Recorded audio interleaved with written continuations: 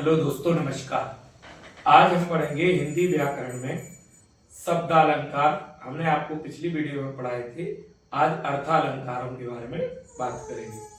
तो आइए देखते हैं अर्थालंकार क्या होते हैं। अर्थालंकार जो अर्थों पर आधारित होते हैं उनको अर्थालंकार कहते हैं। और इसमें पहला अलंकार जो है वो उपमा अलंकार है। उपमा अलंकार जहां एक वस्तु या व्यक्ति जिसकी तुलना या उपमा अन्य व्यक्ति या वस्तु से की जाए वहां उपमा अलंकार होता है। जहां पर एक वस्तु या व्यक्ति की तुलना अन्य किसी व्यक्ति या वस्तु से की जाए तो उसे उपमा अलंकार कहा जाता है। मतलब एक चीज का कंपेयर किसी दूसरी चीज के साथ कंपेयर किया जाता है तो उसको हम उपमा अलंकार कहते हैं। अर्थात तुलना जब एक व्यक्ति की या एक वस्तु की किसी अन्य व्यक्ति या वस्तु के साथ की जाती है तो उसे हम उपमा अलंकार कहते हैं। तो उपमा अलंकार के 4 अंग हैं। आपको उपमा अलंकार समझना है तो उसके पहले अंग समझने होंगे। आइए, पहला है उपमेय या विशेष, दूसरा है उपमान या विशेषण, तीसरा है सामान्य धर्म या गुण और चौथा है वाचक शब्द। तो उपमेय या विशेष होता क्या है? उपमेय उसे कहते हैं जिस व्यक्ति या वस्तु की तुलना की जाती है, यानी जिसकी हम तुलना करना चाहते हैं वो उपमेय या विशेष कहलाता है। उपमान या विशेषण जिससे तुलना की जाए, जिस व्यक्ति या वस्तु से तुलना की जाती है तो उसे हम क्या कहते हैं? उपमान कहते हैं। जिसकी तुलना की जाती है वो उपमेय है और जिससे की जा रही है वो कौन है? उपमान है। अब आता है सामान्य धर्म या गुण। तो जब तुलना हम करते हैं किसी व्यक्ति या वस्तु की किसी अन्य व्यक्ति या वस्तु से तो उनके बीच जो तुलना करने का गुण होता है उसे या जो शब्द होता है जिससे तुलना की जाती है वो आपका गुण या सामान्य धर्म कहलाता है। और वाचक शब्द जो तुलना करने के लिए प्रयोग किया जाता है उन शब्दों को हम वाचक शब्द कहते हैं और यही जो है इसकी पहचान होती है। पहचान उपमा अलंकार की पहचान जो वाचक शब्द है उन्हीं से हम कर लेते हैं। जैसे सा, सी, से, सरिस, समान, सादृश आदि शब्द जो आते हैं वो आपकी क्या कहलाते हैं? वाचक शब्द कहलाते हैं। आइए एग्जाम्पल से समझते हैं, उदाहरण से। जैसे चांद सा सुंदर मुख है, तो चांद सा सुंदर मुख है, यानी किसकी तुलना की जा रही? मुख की तुलना की जा रही। मुख माने मुंह की, तो मुंह कौन हो गया? ये हो गया उपमेय। क्या हो गया? उपमेय। मुख की तुलना किससे की जा रही है? चांद से की जा रही है, तो चांद कौन हो गया? उपमान हो गया। ठीक है, चांद कौन हो गया? उपमान हो गया। और चांद सा सुंदर मुख है, सुंदर सामान्य धर्म या गुण हो गया। ठीक है, ये गुण हो गया यानी सामान्य धर्म। और सा इनके बीच तुलना करने वाला शब्द है जिससे हम पहचान करेंगे कि एक दूसरे की तुलना की जा रही है, तो ये जो है वो वाचक शब्द है। ठीक, तो यहां पर क्या हो रहा है कि मुख की तुलना चांद के साथ की जा रही है और किस गुण से की जा रही है? सुंदर से। तो सुंदर गुण है यानी सामान्य धर्म है, मुख उपमेय है क्योंकि उसकी तुलना की जा रही। किसके साथ की जा रही? चांद के साथ की जा रही, इसलिए चांद उपमान है। जिससे तुलना की जाती है उसे उपमान बोलते हैं। जिसकी तुलना की जाती है वो उपमेय होता है। जिस शब्द से की जा रही वो गुण होता है और जो शब्द तुलना करने के लिए प्रयोग हो रहा है वो वाचक शब्द है या पहचान शब्द है। तो जब सा, सी, से, सादृश, समान, सरिस जैसे शब्द बीच में आ जा रहे हैं एक उपमेय और उपमान के बीच में, तो वहां उपमा अलंकार होता है। जबकि उपमा का मतलब ही होता है तुलना। ठीक है, उपमा क्या है? तुलना सूचक अलंकार है। एक और एग्जाम्पल समझते हैं। पीपल पात सरिस मन डोला। पीपल पात सरिस मन डोला यानी पीपल का पत्ता जो है, पत्ता किस तरीके से डोल रहा है, सॉरी मन जो है वो क्या है, उपमेय। उपमेय यानी मन डोल रहा है किसके समान, पीपल के पत्ते के समान, यानी पीपल पास माने पत्ता और सरिस माने समान,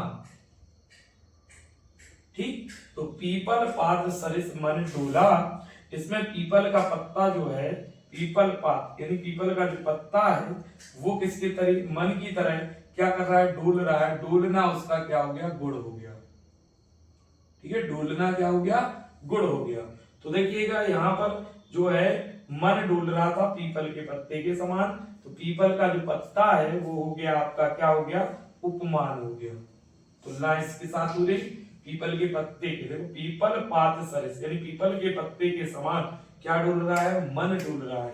तो मन जो है वो उपमेय है, पीपल का पत्ता उपमान है और डोलना गुण हो गया और सरिस यानी समान जो है वो वाचक शब्द हो गया। तो आपको अब समझ में आ गया होगा कि उपमेय क्या होता है, उपमान क्या होता है, सामान्य धर्म या गुण क्या होता है और पहचान क्या होता है। जब आपको ये चारों अंग इसके पता होंगे तब आप उपमा अलंकार के जो अन्य अलंकार हैं उनमें आप भेद या अंतर कर सकते हैं। और जो आप उत्प्रेक्षा अलंकार पढ़ेंगे, रूपक अलंकार पढ़ेंगे, वो भी सासी से समान सादृश्य से ही उसका जो है अंतर स्पष्ट होगा। आइए आगे देखते हैं। देखिए उपमा अलंकार के प्रकार। उपमा अलंकार के 3 प्रकार होते हैं, पूर्ण उपमा अलंकार, लुप्त उपमा अलंकार और मालोपमा अलंकार।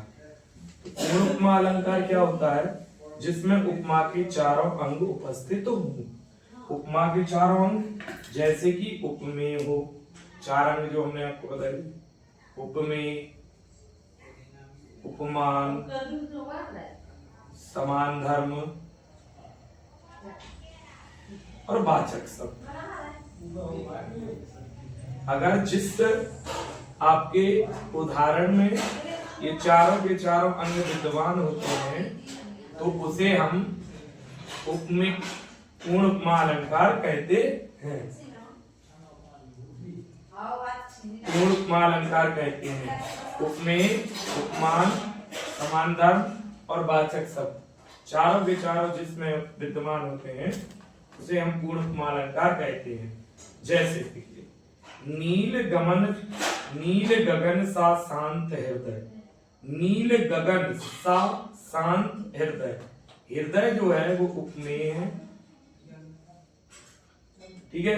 नील गगन यानी गगन माने गगन के साथ से जो है तुलना हो रही है, नील गगन, तो ये जो है वो उपमान है, सा वाचक है और शांत आपका जो है क्या है, गुण है।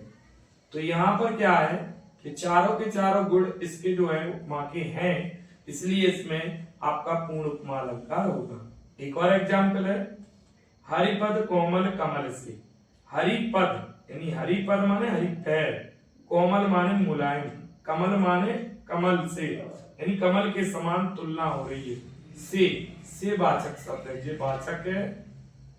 कमल माने कोमल यानी ये गुण है, कोमल कमल, हरिपद कोमल कमल से, तो यहाँ पर जो है हरिपद, हरि के पद यानी पैर, तो इनकी तुलना हो रही है, ये उपमेय है। और कोमल कमल से, तो ये क्या है, उपमान है। तो यहाँ पर भी चारों के चारों गुण विद्यमान है, इसलिए ये कौन सा अलंकार होगा, पूर्ण उपमा। ऐसे ही हाय फूल सी कोमल बच्ची, तो बच्ची जो है वो उपमेय है। कैसी है, फूल सी है, फूल सी, तो फूल के समान तुलना हो रही, तो फूल क्या हो गया, उपमान, सी वाचक शब्द हो गया और कोमल आपका गुण हो गया। तो यहाँ पर भी चारों के चारों जो है गुण विद्यमान है उपमा के, इसलिए ये पूर्ण उपमा होगा।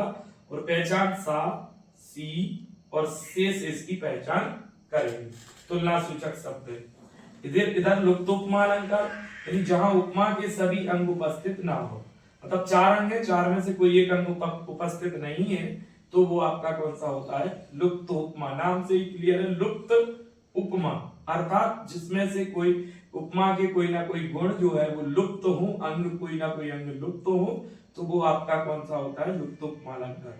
जैसे कमल जैसे चरण, तो देखिए कमल जैसे तो दिया है, चरण, कमल जैसे चरण, यानी चरण जो है वो कैसे है, कमल जैसे, तो ये उपमेय है, ये वाचक शब्द है और ये उपमान है।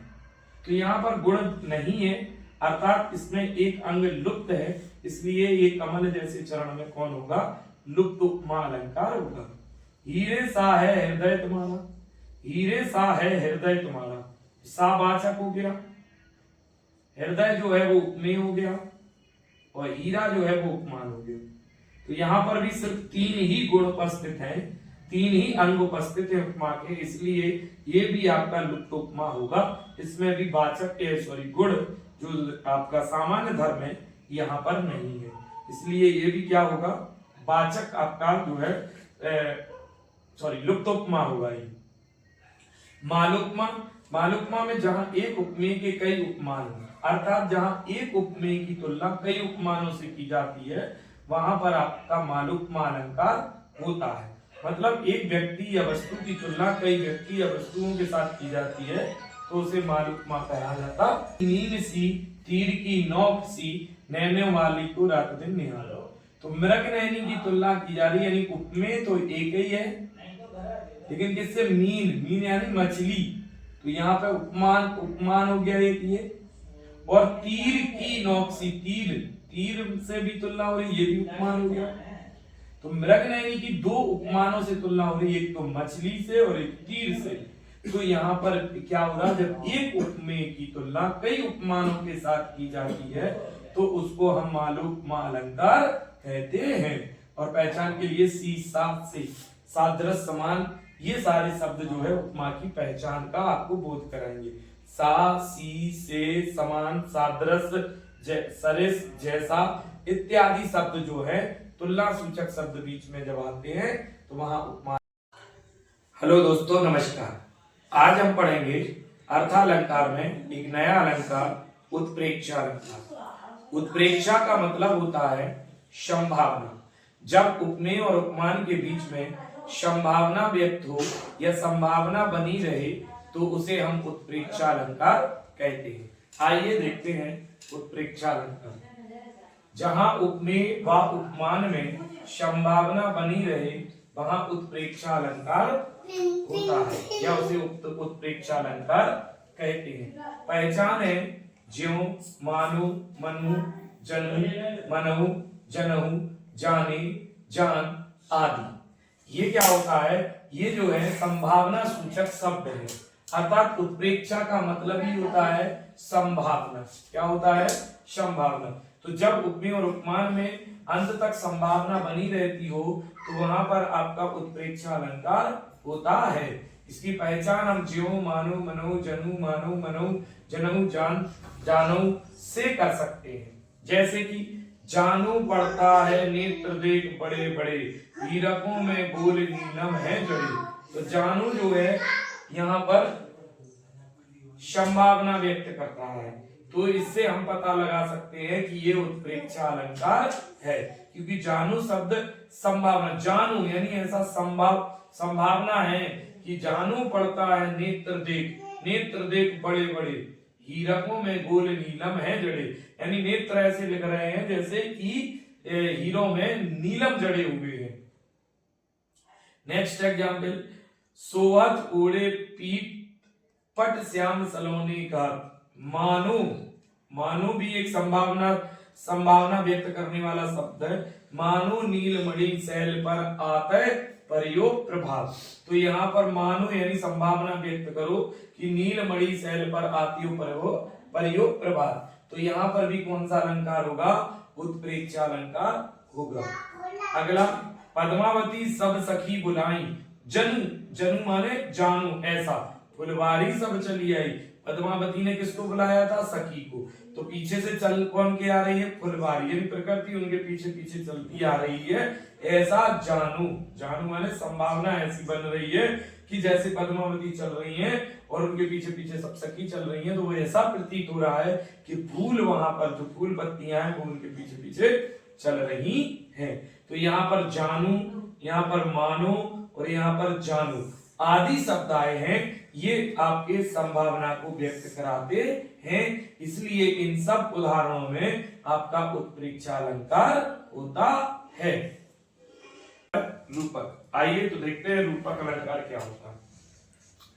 अर्थालंकार का एक भाग है, एक अलंकार है रूपक अलंकार। इसकी परिभाषा है जहां उपमेय में उपमान का भेद रहित आरोप हो वहां रूपक अलंकार होता है। कहने का मतलब ये है कि जब उपमेय और उपमान में कोई अंतर ना पता कर पाए कि कौन उपमेय है और कौन उपमान है, तो उसे हम रूपक अलंकार कहते हैं। या जहां किन्हीं दो व्यक्ति या वस्तुओं में इतनी समानता हो कि दोनों में अंतर करना मुश्किल हो कि कौन उपमेय और कौन उपमान है। अर्थात कहने का मतलब यह है कि जब उपमेय और उपमान में ही अंतर स्पष्ट ना होता हो, दोनों एक ही रूप में हो कि कौन उपमेय कौन उपमान, वही उपमेय को मान ले वही उपमान मान ले, तो वहां पर क्या होता है, रूपक अलंकार होता है। जैसे देखिएगा एग्जाम्पल, मुन्नी तो मृगनयनी है। अब मुन्नी को ना मृगनयनी के समान बताया गया, ना मृगनयनी को मुन्नी के समान बताया गया। तो यहाँ पर क्या है, मुन्नी को ही मृगनयनी मान लिया गया है या मृगनयनी को ही मुन्नी मान लिया गया है, तो उपमेय और उपमान में अंतर करना कठिन है, मुश्किल है, तो वहां रूपक अलंकार होता है। जैसे शीला तो चंद्रमुखी है, इसमें शीला को ही चंद्रमुखी मान लिया गया है और चंद्रमुखी को शीला ही मान लिया गया है, तो इसमें भी उपमेय और उपमान का बोध करना कठिन है, इनमें अंतर करना कठिन है। अगला एग्जाम्पल है चरण कमल बंदो हरिराई, मतलब चरण और कमल दोनों की ही वंदना यहाँ पर की जा रही है ना, तो इसमें भी कोई अंतर नहीं है कि कौन मतलब उपमेय है और कौन उपमान है। चरण कमल बंदो हरिराई, तो चरण और कमल दोनों ही एक ही रूप में यहाँ पर प्रयोग किए जा रहे हैं, उपमेय और उपमान दोनों एक ही रूप में प्रयोग हो रहे हैं, यहाँ पर भी आपका रूपक अलंकार है। अगला है यह जीवन क्या है, निर्जर है, तो जीवन को क्या बता दिया गया है, निर्जर, मतलब जीवन और निर्जर में कोई अंतर नहीं बताया गया है, यहाँ पर भी क्या है, रूपक अलंकार है।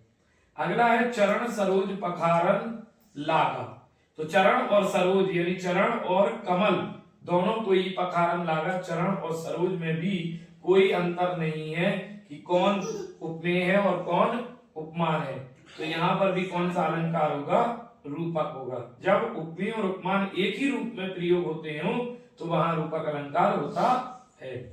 जैसे एक बार एग्जांपल, पायो जी मैंने राम रतन धन पायो, तो कौन सा धन पाया, राम रतन धन पाया, तो राम और रतन में दोनों में भी कोई अंतर नहीं है कि कौन उपमेय है और कौन उपमान है, अर्थात किसकी तुलना किसके साथ की जाए ये यहाँ पर स्पष्ट नहीं है, इसलिए यहाँ पर रूपक अलंकार होगा। चंद्रमुख है, देखिए चंद्रमा को ही मुख बता दिया गया है, तो यहाँ पर भी चंद्र और मुख में कोई उपमेय और उपमान का बोध अलग से नहीं हो रहा है, यहाँ पर भी रूपक अलंकार होता है। तो रूपक, उत्प्रेक्षा और उपमा अलंकार में अंतर बताएंगे, क्योंकि इन अलंकारों में संभाव मतलब जो है लोग ज्यादा कंफ्यूज होते हैं कि कौन रूपक है, कौन उत्प्रेक्षा है और कौन उपमा अलंकार है। तो आइए हम देखते हैं, आपकी ये संशय को दूर करते हैं। तो उपमा, रूपक और उत्प्रेक्षा अलंकार में अंतर देखिए, जब आप एक बार इसको देख लेंगे ना तो कभी आप इसमें जो है इसको भूलेंगे नहीं कि किस तरीके से इसकी पहचान की जाए। तो देखिएगा यहाँ पर आपको क्या करना है, दो चीजों को याद रखना है, ये जो है उपमा अलंकार की पहचान है और ये जो है उत्प्रेक्षा अलंकार की पहचान है। अगर उपमेय और उपमान के बीच में सा सी से समान सादृश सरिस जैसा वैसा आदि शब्द आ जाता है तो वो उपमा अलंकार होगा, और अगर उपमेय और उपमान के बीच में मानो मनो जानो जनो मनु ज्यों आदि शब्द आ जाते हैं तो वो आपका उत्प्रेक्षा अलंकार होगा। और अगर उपमेय और उपमान के बीच में आपके सा सी से समान सादृश सरिस जैसा वैसा और मानो मनो जानो जनो मनु ज्यों आदि शब्द नहीं आते हैं तो फिर आपका कौन सा अलंकार होता है? रूपक अलंकार होता है। क्योंकि उपमा अलंकार की परिभाषा होती है जब एक उपमेय का एक अन्य उपमान के साथ तुलना की जाती है, तो इसका मतलब होता है तुलना। उपमा का मतलब क्या होता है? तुलना। यानी एक ही रूप में तुलना, उपमेय और उपमान में तुलना करने के लिए इन शब्दों का इस्तेमाल होगा। और उत्प्रेक्षा का मतलब होता है संभावना। तो उत्प्रेक्षा के लिए, संभावना के लिए इन शब्दों का इस्तेमाल होता है। और रूपक का मतलब ना तो तुलना होगी और ना ही संभावना होगी। यहां पर उपमेय और उपमान एक ही रूप में होगा। उपमेय व उपमान एक ही रूप में होगा। बात समझ गए कि उपमेय और उपमान दोनों एक ही रूप में होंगे, इनमें कोई अंतर स्पष्ट नहीं होगा, वहां पर रूपक अलंकार होता है। अंतर स्पष्ट करने के लिए उपमा में सासी से समान, सादृश्य, सरिस, जैसा, वैसा तुलना सूचक शब्द होते हैं। और जबकि उत्प्रेक्षा में संभावना सूचक शब्द यानी मानो, मनो, जानो, जनो, मनु, ज्यों आदि होते हैं। और उपमेय और उपमान में ऐसा कुछ, रूपक अलंकार में उपमेय और उपमान के बीच में ऐसा कुछ नहीं होता है। आइए उदाहरण से भी समझते हैं। जैसे चंद्र सा मुख है, तो यहां पर आप देख रहे होंगे कि सा आ गया है। चंद्र सा मुख है, तो सा जो है चंद्रमा के, मुख जो है चंद्रमा के समान है, ऐसी तुलना करा रहा है, इसलिए ये उपमा अलंकार होगा। जबकि चंद्र मुख है, यानी मुख को ही चंद्र या चंद्र को ही मुख बता दिया है, तो यहाँ पर उपमेय और उपमान में कोई अंतर नहीं है, ये रूपक अलंकार होगा। और मानो चंद्र मुख है, यानी मान लो, संभावना ऐसी है कि मान लो कि चंद्रमा ही मुख है, तो यहाँ पर मानो मानो आया है, ये संभावना को व्यक्त करा रहा है, इसलिए ये कौन सा होगा? उत्प्रेक्षा अलंकार होगा। जैसे एक और देखते हैं एग्जाम्पल, चरण कमल के समान है।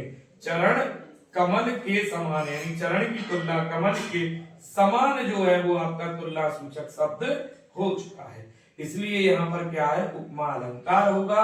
और चरण कमल है, आप देख रहे हैं ना तो इसमें तुलना वाले शब्द आए हैं और ना ही संभावना वाले शब्द हैं, यानी चरण को ही कमल बता दिया है, यानी उपमेय और उपमान एक ही रूप में है, इसलिए रूपक अलंकार होगा।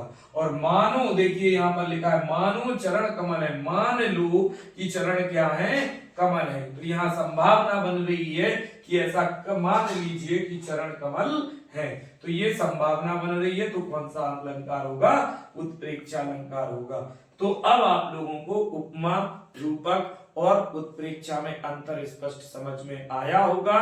उपमा में तुलना सूचक शब्द होंगे, सा, सी, से, समान, सादृश्य जैसे शब्द होंगे, जबकि उत्प्रेक्षा में मानो, मनो, जानो, जनो जैसे शब्द होंगे जो संभावना को व्यक्त करेंगे उपमेय और उपमान की। और रूपक के अंदर ऐसी कोई भी शब्दों का जो है प्रयोग नहीं किया जाएगा, इसलिए इनमें अंतर करना आपको आसान हो पाएगा। अलंकार में एक नया अलंकार अतिशयोक्ति अलंकार, नाम ही से क्लियर है। अति माने बहुत अधिक, संयुक्ति यानी युक्ति, यानी जब युक्ति माने बात, तो बात को जब अधिक से अधिक बढ़ा चढ़ाकर बताया जाए, कि बात को जब अधिक से अधिक बढ़ा चढ़ाकर बताया जाए कि वो बात होना संभव ही नहीं है, और वो बात आपकी जो है उसमें संभव कराई जाती है, तो वहां पर आपका अतिशयोक्ति अलंकार होता है। अर्थात जो संभव है ही नहीं, जो काम हो नहीं सकता, और वो काम यहाँ पर कराया जाता हो या हो रहा हो, तो वहां पर कौन सा अलंकार होता है? अतिशयोक्ति अलंकार होता है। जैसे देखिए एग्जाम्पल, सबसे पहले हमने आपको परिभाषा समझा दी है। अतिशयोक्ति, अति माने अधिक, संयुक्ति माने बात, जब बात को बहुत अधिक बढ़ा चढ़ाकर बताया जाता हो, तो वहां पर अतिशयोक्ति अलंकार होता है। आइए उदाहरणों से समझते हैं। जैसे हनुमान की पूंछ में लग ना पाई आग, लंका सबरी जल गई, गए निशाचर भाग।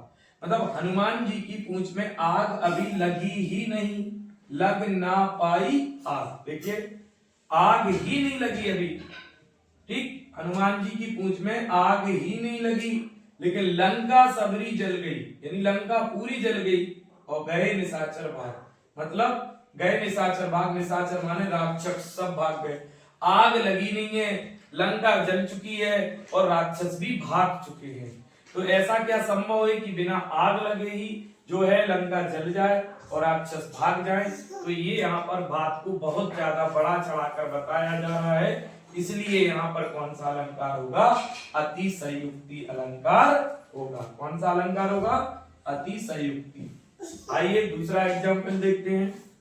देख लो साकेत नगरी है भद्दी। साकेत नगरी यानी एक नगर की बात की जा रही है, जिस नगर का नाम क्या है? साकेत। क्या नाम है? साकेत। देख लो साकेत नगरी है भद्दी, स्वर्ग में मिलने गगन से जा रही है। यानी कोई नगर उड़कर क्या गगन में, गगन माने आसमान में जा सकता है? कोई शहर उड़कर आसमान में स्वर्ग से मिलने जा सकता है क्या? नहीं जा सकता। लेकिन यहाँ पर ये बात कही जा रही है, देख लो साकेत नगरी है भद्दी, स्वर्ग में मिलने गगन से जा रही है। यानी एक शहर, एक नगर जो है स्वर्ग में जा रहा है, गगन में जा रहा है, किससे मिलने? स्वर्ग से मिलने। तो कोई नगर गगन में नहीं जा सकता है, लेकिन यहाँ पर जा रहा है, तो बात को बहुत बड़ा चढ़ाकर बताया गया है, इसलिए यहाँ पर भी कौन सा अलंकार होगा? अतिशयोक्ति अलंकार होगा। आइए अगला देखते हैं। आगे नदियां पड़ी अपार, घोड़ा कैसे उतरे पार। मतलब नदी बहुत उफान पर है, नदी में बहुत पानी जा रहा है, और घोड़ा कैसे उतरे उस पार। मतलब यहाँ पर आगे सुनिए, राणा ने सोचा इस पार, जब तक चेतक था उस पार। राणा जी सोच रहे हैं अपने घोड़े के बारे में, घोड़े का नाम था चेतक। देखिए घोड़े का नाम क्या है? चेतक। राणा जी सोच रहे हैं कि नदी इतनी भयंकर जा रही है और घोड़े को हमें उस पार ले जाना है, कैसे उस पार जाएगा घोड़ा? तो भैया यहाँ पर राणा ने सोच नहीं पाया, और घोड़ा जो चेतक था देखिए उस पार पहुंच चुका है। राणा सोच ही नहीं पाए और नदिया को पार करके घोड़ा उस साइड चला गया है। तो ऐसा क्या संभव है कि सोच भर, यानी सोच नहीं भी पाए और तब भी जो है चेतक पार कर नदिया को उस साइड चला गया है? तो ऐसा संभव है नहीं, लेकिन यहाँ पर ये संभव बताया गया है। मतलब बात को बहुत अधिक बड़ा चढ़ाकर कहा गया है, इसलिए यहाँ पर भी कौन सा अलंकार होगा? अतिशयोक्ति। इसका नाम है अन्योक्ति अलंकार। अन्योक्ति का संधि विच्छेद होगा तो अन्य धन उक्ति होगा। अन्य मतलब दूसरी, युक्ति माने बात। जब किसी व्यक्ति या किसी को हम समझाने की बात करते हैं, तो जब उसे डायरेक्ट ना समझा पाए, प्रत्यक्ष रूप से ना समझा पाए, तो किसी को पर ढाल कर कोई बात को समझाया जाता है, वहां पर आपका जो है अन्योक्ति अलंकार होता है। मतलब जब किसी को हम प्रत्यक्ष रूप से सामने से किसी कोई बात ना कह पाए और उसे किसी दूसरे माध्यम से कहें, तो ऐसी बात जो है वो अन्योक्ति कहलाती है, और यहीं पर अन्योक्ति अलंकार होता है। जैसे अन्य धन उक्ति, अर्थात किसी को कोई बात सीधे ना कहकर अप्रत्यक्ष रूप से कही जाए, वहां अन्योक्ति अलंकार होता है।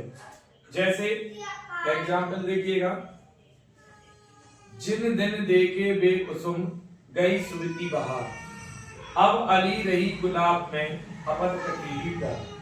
मतलब कि एक पिता अपने पुत्र को समझा रहा है कि जब पिता के कोई काम करने के मतलब पिता जो है काम करने लायक नहीं रहा, तब जाके अपने पुत्र को समझाता है कि जिन दिन देखे बेकुसुम, यानी जो दिन आपने देख लिए हैं, कुसुम माने फूलों वाले, फूलों पर रहने वाले या अच्छी जगह पर रहने वाले, जिन दिन देखे बेकुसुम गई सुरती बहार, वो बहार अब वो सुरती यानी वो आपकी सुलभ बहार जो थी वो चली गई है।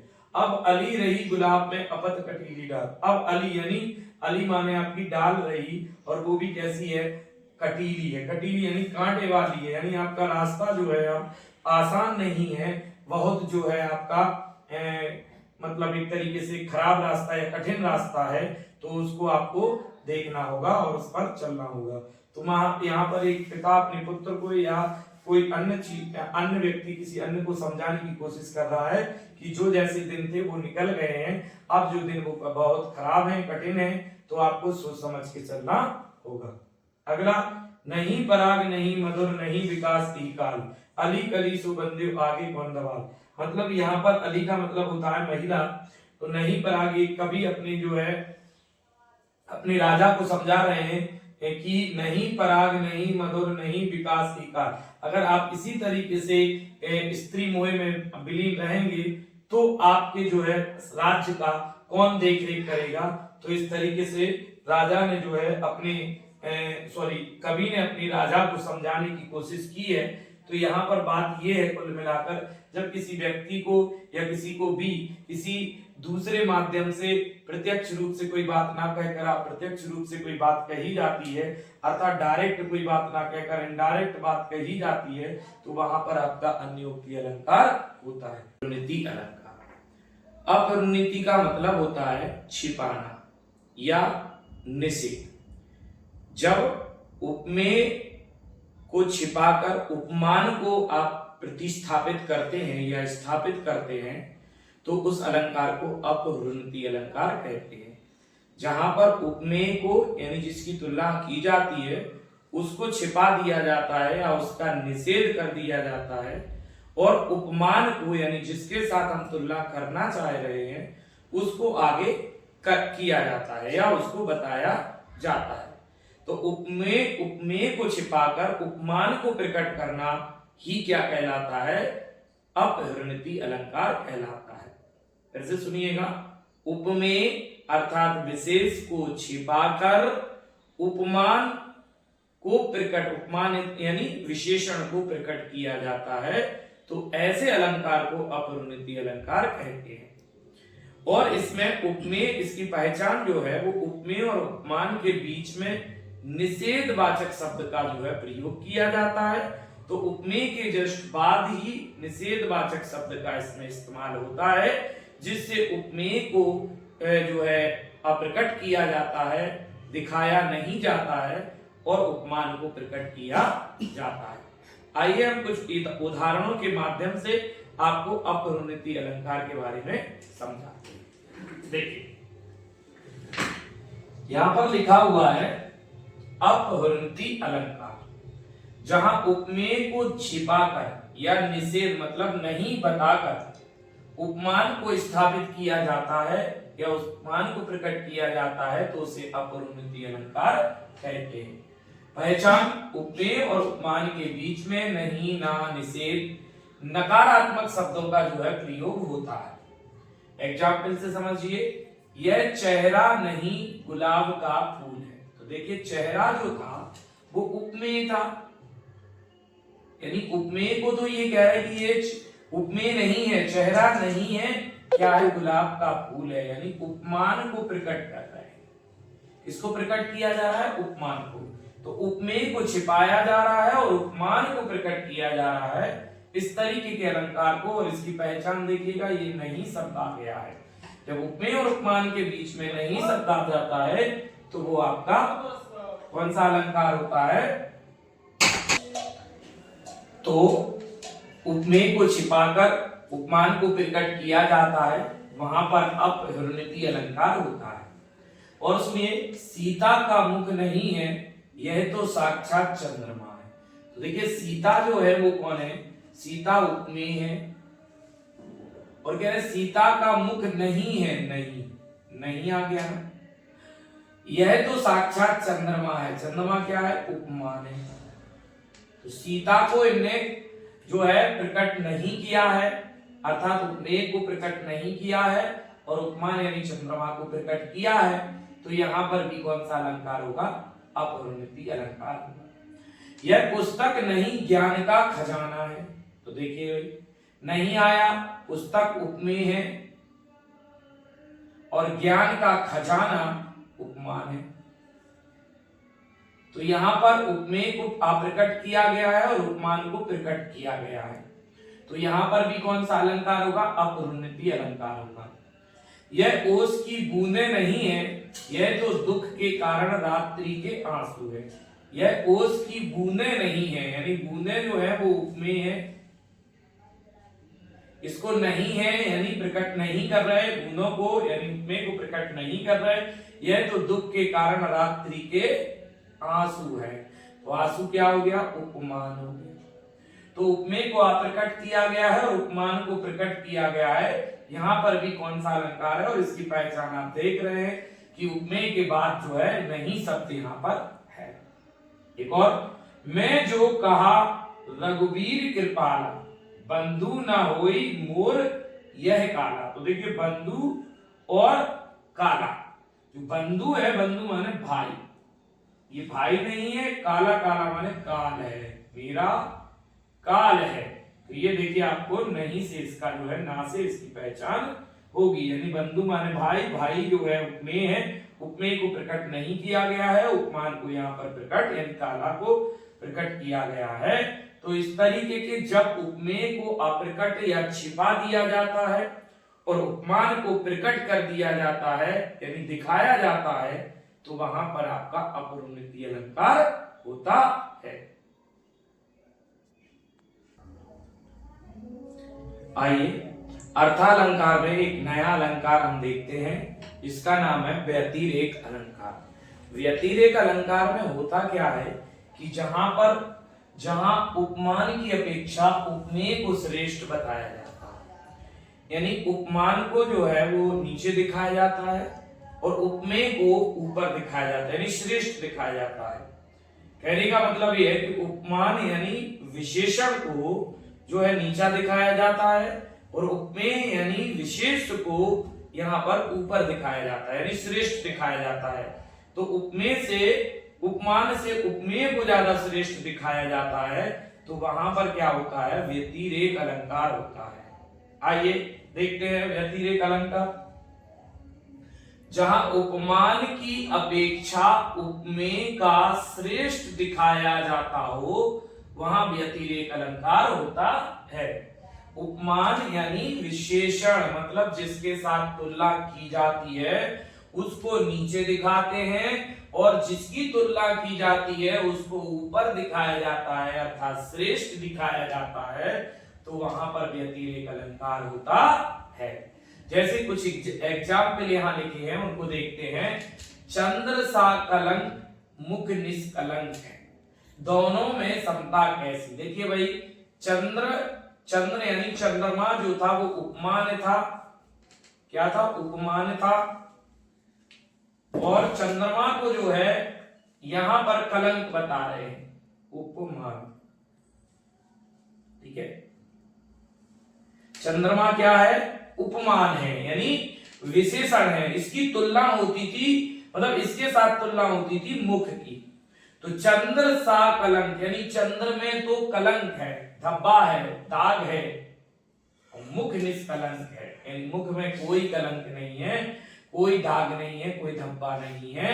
तो चंद्रमा को क्या दिखा दिया गया है? नीचा, कम दिखाया गया है। और मुख को क्या दिखा दिया गया है इसमें? ऊपर, कि मुख में कोई कलंक नहीं है जबकि चंद्रमा में कलंक है। तो ऐसी स्थिति में आपका व्यतिरेक अलंकार होता है। एक और, जिनके जस प्रताप के आगे, देखिए जस प्रताप तेज शक्ति के आगे, शशि मलिन, शशि माने चंद्रमा, शशि माने क्या होता है? चंद्रमा। मलिन, मलिन माने भद्दा लगे, भत्ता। जिनके जस प्रताप के आगे शशि मलिन, और रवि, रवि माने सूर्य, सूर्य शीतल माने ठंडा, यानी सूर्य क्या लगे? ठंडा लगे। मतलब किसी व्यक्ति के तेज प्रताप शक्ति के आगे शशि कैसा लग रहा है? मलिन यानी भद्दा लग रहा है, और रवि यानी सूर्य, सूर्य कैसा लग रहा है? ठंडा लग रहा है। तो किसी का तेज प्रताप इतना मतलब हो गया कि चंद्रमा को भद्दा बता दिया गया है और रवि को ठंडा यानी सूर्य को ठंडा बता दिया गया है। तो यहाँ पर क्या हो रहा है कि आपका जो उपमेय है इसे श्रेष्ठ बताया जा रहा है, जबकि उपमानों को क्या बताया जा रहा है? कम बताया जा रहा है। तो यहाँ पर भी कौन सा अलंकार होगा? व्यतिरेक अलंकार होगा। एक और एग्जाम्पल है, संत हृदय नवनीत समाना, कहो कविन पर कहे। तो संत का हृदय, हृदय यानी दिल, हृदय, नवनीत माने होता है मक्खन। तो मक्खन क्या है, यहां पर उपमान है। और हृदय क्या है, संत का हृदय क्या है, उपमेय है। तो यहां पर संत के हृदय को घी से भी जो है क्या बताया जा रहा है, शांत बताया जा रहा है, ठीक है ना, मुलायम बताया जा रहा है, सॉफ्ट बताया जा रहा है। तो यहाँ पर उपमेय को जो है क्या बता रहा है, उच्च स्तर पर ले जा रहा है, श्रेष्ठ दिखा रहा है। और नवनीत यानी मक्खन को क्या बता रहे हैं, नीचा बता रहे हैं। तो यहाँ पर जब भी उपमेय को श्रेष्ठ बताया जाए और उपमान को कमजोर दिखाया जाता है तो वहां पर क्या होता है कि आपका व्यतिरेक अलंकार होता है। जैसे एक और एग्जाम्पल आपको बताते हैं, मेरी बॉडी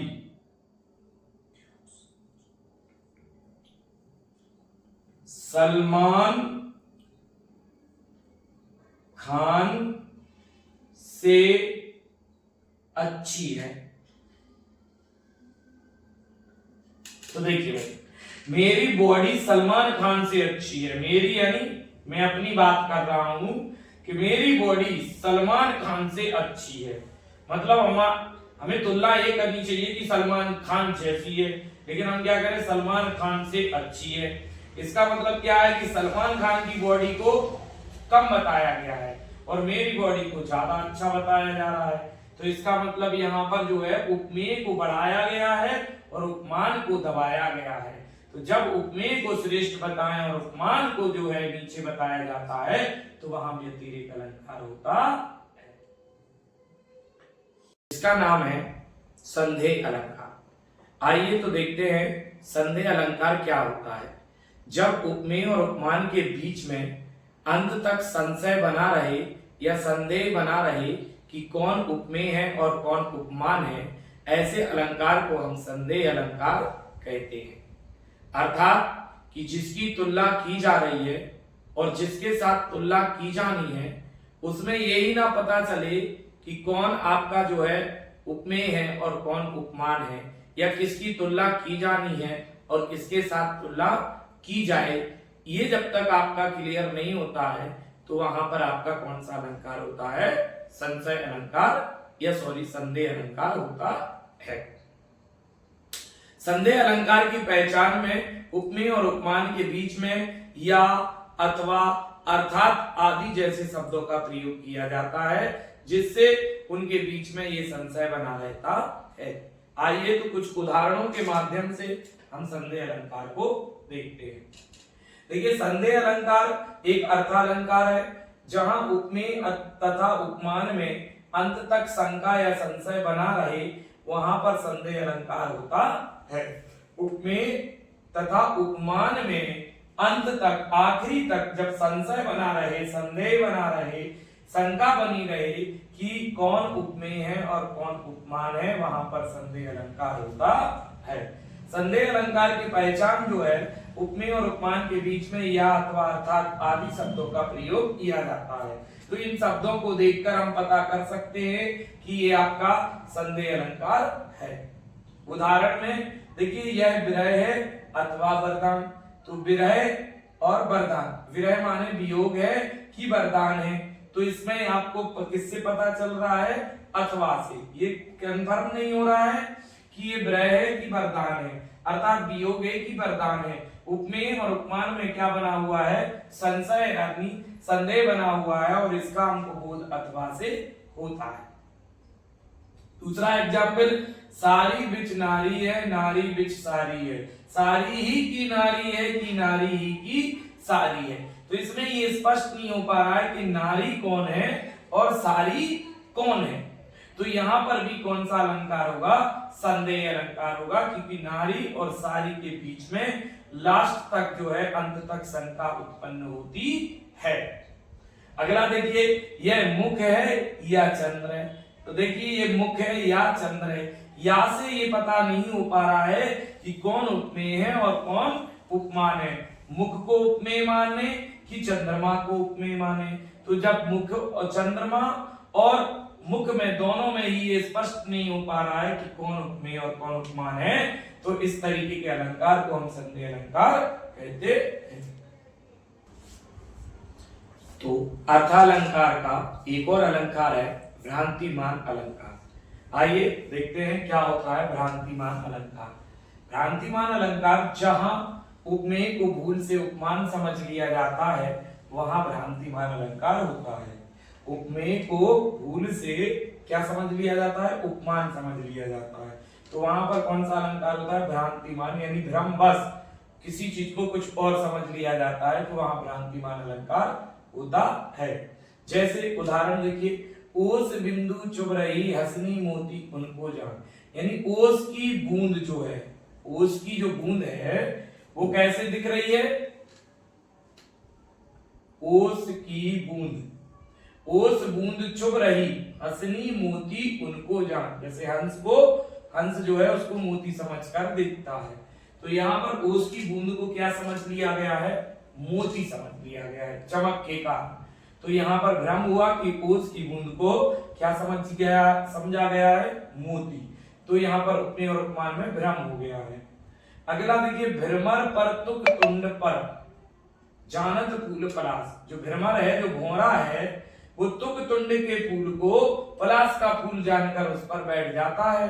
तुक तुंड के फूल को क्या करता है, पलास का फूल समझकर उस पर बैठ जाता है। तो भ्रमर पर सुख तुंड पर, सुख तुंड पर जानत फूल पलास, यानी सुख तुंड को क्या जानकर, फूल पलास का जानकर उस पर भ्रमर यानी भौरा बैठ जाता है। तो यहाँ पर भी उपमेय और उपमान में क्या हुआ, हो गया है, भ्रम हो गया है।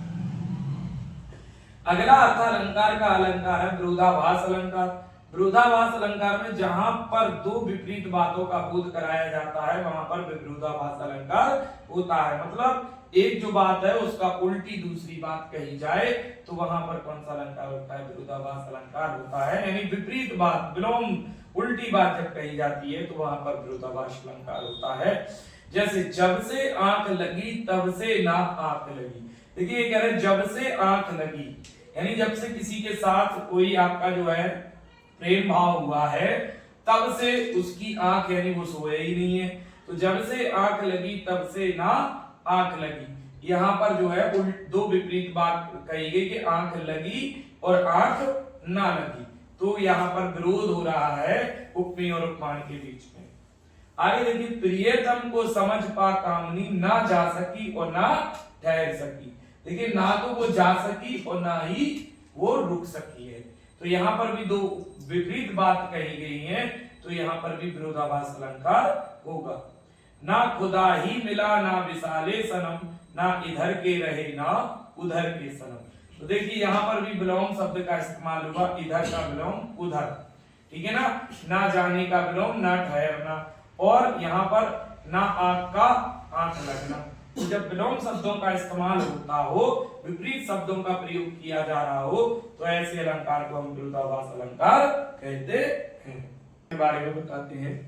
प्रश्नीय अलंकार होता क्या है कि जब किसी काव्य में, पद्य में या दोहा में जब कोई प्रश्न किया जा रहा हो तो वहां पर प्रश्नीय अलंकार होता है। इसकी पहचान है कि प्रश्नवाचक चिन्ह आएगा, क्या, कौन, क्यों, किसका आदि, इस तरीके के जब शब्द आते हैं तो वहां पर आपका प्रश्नीय अलंकार होता है। तो आइए देखते हैं क्या होता है प्रश्नीय अलंकार। प्रश्नीय अलंकार, यदि किसी काव्य में प्रश्न किया जाए वहां पर प्रश्नीय अलंकार होता है, यानी किसी काव्य में, मतलब दोहा में, कविता में, पद्य में जब आपके प्रश्नवाचक शब्द आते हैं या जहां प्रश्न किया जाता हो वहां पर आपका कौन सा अलंकार होता है, प्रश्नवाचक अलंकार होता है। जैसे देखिए उदाहरण में देखिए, जीवन क्या है, निर्जर है, तो आप देख रहे हैं कि यहाँ पर यह क्या शब्द आ गया है और क्या के बाद क्वेश्चन मार्क लगा हुआ है, तो यहाँ पर कौन सा अलंकार होगा, प्रश्नवाचक। कौन रोक सकता है, देखिए कौन एक आपका प्रश्नवाचक शब्द है और यहाँ पर प्रश्नवाचक चिन्ह भी लगा हुआ है। कौन रोक सकता है उसकी गति, गरज उठे जब मेघ, तो यहाँ पर भी कौन एक प्रश्नवाचक शब्द आ गया है, इसलिए यहाँ पर भी कौन सा अलंकार होगा, प्रश्नवाचक अलंकार होगा। अगला एग्जाम्पल है, मुझसे मिलने को कौन विकल है, कौन विकल है, तो यहाँ पर भी देखिएगा कि आपका प्रश्नवाचक शब्द है कौन, तो मैं हूं किसके हित चंचल। तो जहां पर प्रश्नवाचक शब्दों का प्रयोग होता है वहां पर प्रश्न अलंकार होता है। अगला अलंकार है विभावना। इसका मतलब यही है कि बिना भावना के जब कोई काम होता हो या बिना कारण के जब कोई काम होता हो वहां पर कौन सा अलंकार होता है? विभावना अलंकार होता है। मतलब कि कारण है ही नहीं और फिर भी काम हो रहा है। जैसे कि बिन विन पायल घुंघरू बाजे, अर्थात पायल है ही नहीं फिर भी घुंघरू बज रहे हैं। इसी तरीके से कुछ एग्जाम्पल हैं, यहाँ देखते हैं कि बिना कारण के जब काम हो तो वहां पर आपका विभावना अलंकार होता है। जैसे बिन बादल बरसात, तो देखिए जब बादल है ही नहीं लेकिन वर्षा हो रही है, तो यहाँ पर वर्षा होने का कोई कारण ही नहीं है, बादल है ही नहीं, बादल छाए नहीं है, फिर भी बरसात हो रही है, वहां विभावना अलंकार होता है। अगला देखिए बिन घनश्याम धाम धाम ब्रज मंडल में ऊधो नित बस्ती बहार बरसा की। बिन घनश्याम, यहाँ घनश्याम का मतलब बादल से है, मेघ से। किससे है? मेघ से। यानी बिना बादल के, बादल है नहीं और धाम धाम ब्रज मंडल में, यानी ब्रज मंडल में इतनी जोर से बारिश हो रही है, ऊदो नित बस्ती बहार की, और रोज जो है इस तरीके की वर्षा होती रहती है। तो यहाँ पर भी बिना कारण के काम हो रहा है, वहां पर आपका कौन सा अलंकार होगा? विभावना। बिनु पद चले सुने बिनु काना। बिना पद, पद माने पैर, कोई बिना पैर के चल रहा है, सुने बिनु काना, बिना कान के सुन रहा है, और कर बिनु कर्म करे विधि नाना। तो मतलब यहाँ पर बिना पैर के चला जा रहा है और बिना कान के सुना जा रहा है, जबकि चलने के लिए पैर की जरूरत होती है, सुनने के लिए कान की जरूरत होती है, लेकिन वहां कारण है ही नहीं फिर भी वहां पर काम हो रहा है, तो वहां भी कौन सा अलंकार होता है दोस्तों? विभावना अलंकार होता है। ठीक है, तो यहाँ पर जब कोई काम जब कोई कारण होता नहीं है फिर भी काम होता है तो वहां विभावना अलंकार होता है। आइए देखते हैं अर्थ अलंकार में अगला अलंकार दृष्टांत अलंकार। क्या होता है दृष्टांत अलंकार? जब किसी कही गई बात को प्रमाणित या सिद्ध करने के लिए प्रमाणिकता के तौर पर एक दूसरी बात कही जाए वहां पर दृष्टांत अलंकार होता है। कहने का मतलब है कि जब हम एक बात कह रहे हैं और उसको सिद्ध या सही करने के लिए एक और दूसरी बात कही जाती है तो वहां पर दृष्टांत अलंकार होता है। दो उदाहरण में दो वाक्य होंगे पर विचार एक होगा, मतलब दो आपके वाक्य होंगे लेकिन उनका अर्थ एक ही हो रहा होगा, बात एक ही बताई जा रही होगी उन दो अलग अलग वाक्यों में। जैसे कि उदाहरण के हिसाब से समझते हैं, करत करत अभ्यास जड़मत होत सुजान, मतलब जो अभ्यास जितना करेगा उतनी उसकी बुद्धि जो है वो मजबूत होगी। ठीक, इसी बात को सिद्ध करने के लिए एक नीचे बात कही है, रस्सी आवत जात है सिल पर पड़त निशान। जिस तरीके से जब रस्सी एक ही जगह से पत्थर से टकराती जाती है, घिसती जाती है तो उस पत्थर को भी वो रस्सी काट देती है। सिल पर पड़त निशान, सिल माने पत्थर, पत्थर पर पड़त निशान, यानी निशान वहां पर भी पड़ जाता है। जब हम बार बार किसी एक चीज को करते हैं तो वो काम अवश्य होता है और वो बहुत मजबूत होता है। यहाँ पर दोनों वाक्य से यही बात प्रमाणित हो रही है कि करत करत अभ्यास जड़मत होत सुजान और रस्सी आवत जात है सिल पर पड़त निशान। जिस तरीके से रस्सी बार बार किसी एक जगह से रगड़ती रहती है तो वहां पर भी निशान बन जाता है, उसी तरीके से अभ्यास करते करते आपकी बुद्धि भी जो है बहुत मजबूत और अच्छी हो जाती। दूसरा, मनुष्य जन्म दुर्बल आए हुए न दूजी बार, यानी मनुष्य का जन्म बहुत कठिनाइयों के बाद मिलता है, हुए न दूजी बार, बार बार का जन्म नहीं मिलता है। तो जिस तरीके से पका फल जो गिरी बुरी बहुरी ना लागे डाल, यानी पका फल जब डाल से गिर जाता है तो दोबारा डाल पर नहीं लग पाता है, उसी तरीके से मनुष्य का जीवन जो है बड़ी कठिनाइयों से मिलता है, दोबारा से वह जन्म नहीं मिलता है। तो पहली बात को प्रमाणित करने के लिए दूसरी बात यहाँ पर बताई गई है। इस तरीके के अलंकार को हम दृष्टांत अलंकार कहते हैं। लिखा है लोकोक्ति अलंकार। क्या होता है लोकोक्ति अलंकार? जहां प्रसंगवश लोकोक्ति का प्रयोग होता हो वहां लोकोक्ति अलंकार होता है। अर्थात कहावतों का जब प्रयोग हो रहा हो, जो पुरानी कहावतें हैं उनका जब प्रयोग हो रहा हो तो वहां पर कौन सा अलंकार होता है? लोकोक्ति अलंकार होता है। जैसे आछे दिन पाछे गए, हरि से कियो ना हेत, अब पछतावा क्या करे, जब चिड़िया चुग गई खेत। तो ये पुरानी कहावतों का जब प्रयोग होता है तो वहां पर लोकोक्ति अलंकार होता है। नेक्स्ट अलंकार है विशेष उक्ति अलंकार। विशेष उक्ति अलंकार में क्या होता है? जहां कारण रहते हुए भी काम ना हो वहां विशेष उक्ति अलंकार होता है। और विभावना अलंकार में क्या था? कारण था लेकिन फिर भी काम नहीं हो रहा था। और विशेष उक्ति में क्या है कि कारण भी होगा लेकिन काम भी नहीं होगा, वहां पर विशेष उक्ति अलंकार होता है। जैसे कि नैनों से सदैव जल की वर्षा होती रहती है, तब भी प्यास नहीं बुझती। ये कह रहे हैं कि नैनों से सदैव जल की वर्षा हो रही है, मतलब जल तो कंटिन्यू आ रहा है लेकिन प्यास तब भी नहीं बुझ रही है। मतलब जल है लेकिन प्यास नहीं बुझ रही है। तो यहाँ पर कौन सा अलंकार होगा? विशेष उक्ति अलंकार होगा। जबकि विभावना में क्या होता था कि कारण नहीं था लेकिन काम होता था। यहाँ कारण है लेकिन काम नहीं हो रहा है, तो विशेष उक्ति अलंकार होगा। एक और अलंकार है प्रतीप अलंकार। ये उपमा का उल्टा अलंकार होता है। उपमा जहां पर एक दूसरे की तुलना की जाती थी, उपमेय की उपमान के साथ तुलना की जाती थी, यहाँ पर उपमान की उपमेय के साथ तुलना की जाएगी तो वहां प्रतीप अलंकार होता है। जैसे मुख साथ चंद्र है, अब चंद्रमा की तुलना किससे कर दी गई? मुख से। यानी चंद्रमा कौन था? उपमान था और मुख क्या था? उपमेय था। अब उल्टा हो गया कि मुख उपमान हो गया और चंद्रमा उपमेय हो गया। तो चंद्रमा की तुलना मुख के साथ की जा रही है, मुख साथ चंद्र है। जबकि उपमा में क्या होता था? चंद्र सा मुख है, ऐसे होता था। तो यहाँ पर उपमेय और उपमान पलट जाते हैं, वहां प्रतीप अलंकार होता है। आइए देखते हैं अनन्वय अलंकार। जहां पर एक ही वस्तु को उपमेय व उपमान दोनों मान लिया जाता है वहां अनन्वय अलंकार होता है। मतलब कि वही उपमेय हो और वही उपमान हो, उसी को उपमेय और उसी को उपमान मान लिया जाए, वही आपका विशेष और वही विशेषण हो, तो वहां पर अनन्वय अलंकार होता है। जैसे मुख ही सा है, यानी मुख को ही मुख से तुलना कर दी तो वही उपमेय हो गया और वही उपमान हो गया है, तो वहां पर कौन सा अलंकार हो गया? अनन्वय अलंकार हो गया।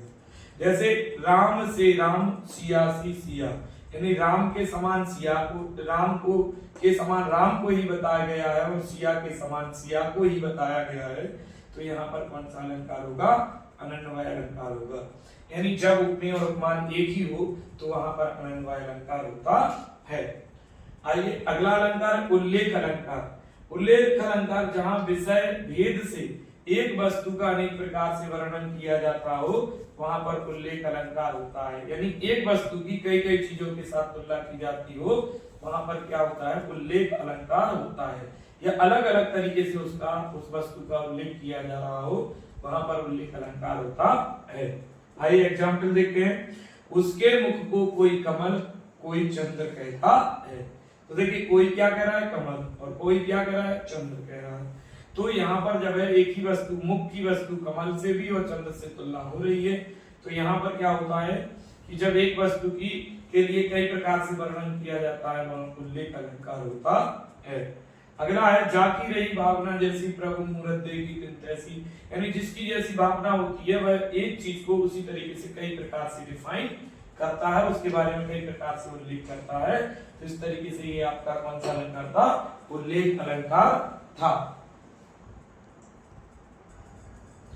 देखते हैं एक तीसरा अलंकार जो आपका आधुनिक या पाश्चात्य अलंकार है। हमने आपको तीन अलंकारों के बारे में बताया था। पहला शब्दालंकार, दूसरा अर्थालंकार और तीसरा आधुनिक या पाश्चात अलंकार। तो आज जो है आपका जो अंतिम अलंकार है वो आधुनिक या पाश्चात अलंकार है, और उसमें एक अलंकार है मानवीयकरण अलंकार। तो मानवीकरण अलंकार होता क्या है पहले ये समझिए। जहां पर निर्जीव वस्तु या प्रकृति मानव के व्यवहार की भांति कार्य करने लगे वहां मानवीयकरण अलंकार होता है। मतलब जब प्रकृति या कोई वस्तु इंसानों की तरह व्यवहार करती है, मानव की तरह व्यवहार करने लगती है, जैसे हंसना, मुस्कुराना, दौड़ना, चलना, फिरना, है गाना, तो वहां पर कौन सा अलंकार होता है? वहां पर होता है मानवीयकरण अलंकार होता है। जैसे देखिए एग्जाम्पल में देखते हैं, लिखा है मेघमय आसमान से उतर रही। मेघमय यानी मेघ की जो लटाएं हैं वो आसमान से उतर रही हैं, संध्या सुंदरी परिसी धीरे धीरे। तो देखिएगा उतरना चढ़ना ये स्वभाव किसका होता है? इंसान का। और यहाँ पर वो काम कौन कर रहा है? मेघ कर रहे हैं, ठीक है, आसमान कर रहा है।